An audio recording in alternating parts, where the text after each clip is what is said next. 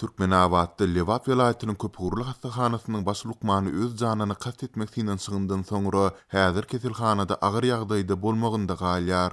Azatlyk radiosynyň bu ýagdaýlardan habarly çeşmesi mundan öň kesilhanada prokuraturanyň barlyk geçirendigini we baş lukmanyň iltesiginiň hem bolmagynyň mümkindigi aýdylýan jinaýatları ýüze çykarandygyny aýdýar. Bu agyrlykda ýerli resmiýetler hadise barada habaryň ýaýramagynyň öňüni almak üçin şäherler. Ilki bilen Azatlyk radiosynyň 45 ýaşly baş lukmanyň doly ad familiýasy onuň iltesiginiň bolmagynyň mümkindigi aýdylýan jinaýatyň jikme-jikleri ma'lum bolsa-da, makalada lukmanyň inisiallarynyň ulanyljakdygyny, şeýle-de prokuraturadan resmi kommentariýa almak başartmandygy sebäpli derňe wiýişiniň detallarynyň ma'lum edilmejekdigini belleýär. 10 martdan 11-ne geçilýän giýje takminan sagat 00:15 töwereg baş lukman EM öz jaýynyň ýerdimininde özüni asmak tinansygyňdan soňra agyr ýagdaýda Türkmenabatdaky Köpürli hastaxananyň reanimasiýa bölümine eltilýär. Bu ýagdaýlaryň jikme-jikleri bilen tanys çeşmämiz baş lukmanyň häzir ýagdaýynyň agyrdygyny, şeýle-de ýerli häkimetleriň habaryny tutup çykmagynyň öňüni almak maksady bilen lukmanlar bu barada dil ýarmazlygy tapşyrandyklaryny aýdýar.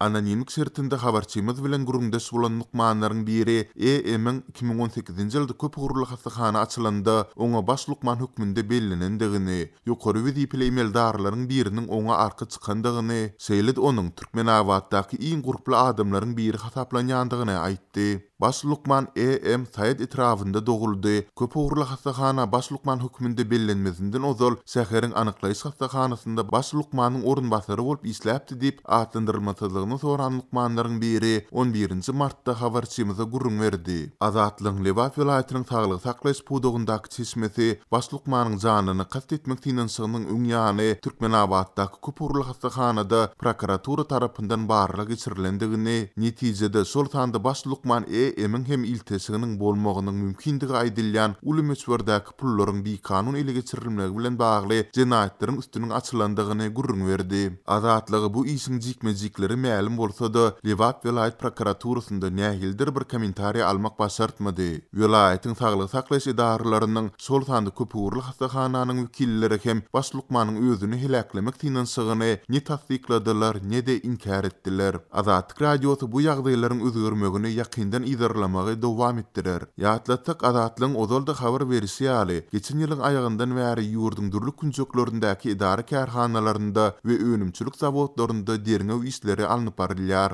Bularyň çäginde şol sanda Lewapda da ençime kärhana ýol wastasy we jogapkär işgäri, şeýle-de howpsuzlyk gullaklarynyň wekilleri tutuk edilipdi. Galbertide türkmen emeldarlarynyň özlerine garşy açylan jinaýat işleri bilen baglylykda özlerini helaklemek ýaly ýagdaýlar ozal hem ýüze çykypdy. Azatlyk radiosy 2016-njy ýylda Türkmen Newit döwlet konsernine degişli Etaty Newit geçirjiler müdürliginiň başlygy Bayram Hydyrowyň Balkanabatdaky iş otogunda özüni asandygyny habar beripdi. Sonda aýdylmagyna görä 45 ýaşly Bayram Hydyrow öz ýol başçylyk edýän idarasynda geçirilen derňewde başlyk bolmazyndan öň edilen işlerde aýplanandan soň özüni helakläpdir. Türkmen hökümeti bu habara hiç reaksiýa bildirmändi.